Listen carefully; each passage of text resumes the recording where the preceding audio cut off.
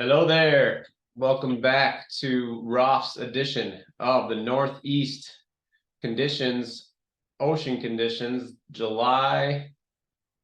Today's the last day of July, believe it or not. August 1st is tomorrow, and we're looking at the sea surface temperature and ocean color conditions offshore from Massachusetts to North Carolina. And what you see in front of you right now is the sea surface temperature. So you have your greener, blue, yellow are cooler water, orange, red is your warmer water. And what we saw with this big with the big wind event this weekend, a lot of the sea surface temperatures cooled, especially inshore, but offshore 2 to 3 degrees or more. However, the blue water usually and the warmer water offshore has held their signal pretty well. The Gulf Stream, it was warm. Last week it was warm. Things cooled down a little bit with that wind, but the Gulf Stream's up to 86 degrees. Down here, 85, 86. And what we see is some features finally showing up in sea surface temperature. This time of year, we really like to focus a lot more on ocean color data. It just gives us a better overall indicator of the different water masses and the boundaries.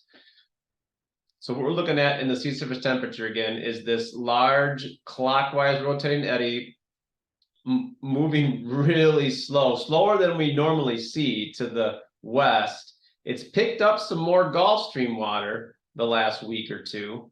So that's encouraging. So you have rotation here. It's looking good, pushing water into West Atlantis canyons. Nice, strong edges up here in the flats and north of the canyons, north of Fishtails. Hydrographer, all the water's pulling off. Beach is a nice boundary right over beach, but this water's pulling offshore, green and cold water. But along these edges will be good. Marlin, we've been heard caught more here. Tuna action slowed down, but there's plenty of action in this water here. You've got a counterclockwise rotating eddy here, so some water's filtering down toward Hudson, over Block, Canyon. There's another eddy counterclockwise in this area, with a clockwise eddy off of Tom's and another counterclockwise eddy, we believe, off of Wilmington Spencer, rotating this way. This is bringing in, you'll see better in the ocean color, but this is bringing in some water into Linden Cole, Spencer, down toward Wilmington. Looks pretty decent with a water mass break here in Wilmington Canyon. That's increased over the past 24 hours. Another eddy, strong warm core ring, way out east, but this is a little bit too far offshore. I'm not sure what this is going to do yet, but it's not up over the canyons or over the bank. So we'll have to keep an eye on that. But this water up here, 78, 79 degrees. Down here, much warmer. There's a couple of eddies, Gulf Stream eddies down south. It's been pushing some decent water in toward Washington and Norfolk Canyon lately. I just don't know how much action is on this Gulf Stream filament water that's pushed way in. It hasn't been great fishing, but there's certainly going to be some fish in there. And we'll see in the ocean color. There's another eddy down here off of Baltimore, rotating this way, and we're bringing in some water into Baltimore. And really the better water is kind of like poor man's, 500 to 1,000 fathoms of poor man's right now.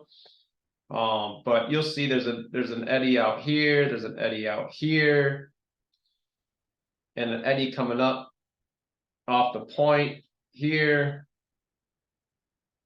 Some marlin action way down here off of Hatteras, but it's hit or miss, really. There's some decent water now. You know, everything this time of year, you're going to have mahi, wahoo, even white marlin inshore with the temperatures so warm. Let's look at the corresponding ocean color. So here's the ocean color shots from the same time period, yesterday and today. Today is the 31st.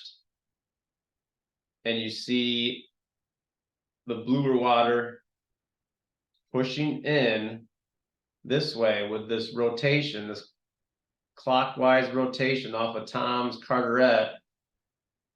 This is something to keep an eye on, some bluer water inshore between south of Tom's, Carteret, Linden Cole, kind of sliding down into Wilmington this way. There's some water pushing in down this way from this eddy offshore, like this. So this is where you're better south Baltimore, south of Baltimore Canyon now, Poor Man's Canyon, east of the rock piles, 500 fathoms or so. This is the nice bluer, well, blue-green water. Some filaments off of Washington. Nice, well-defined Gulf Stream edge there. There's another eddy coming up from the point, like we mentioned before. Clouds are the white, but you're trying to avoid this turbid green water and get offshore to the bluer water, especially for marlin.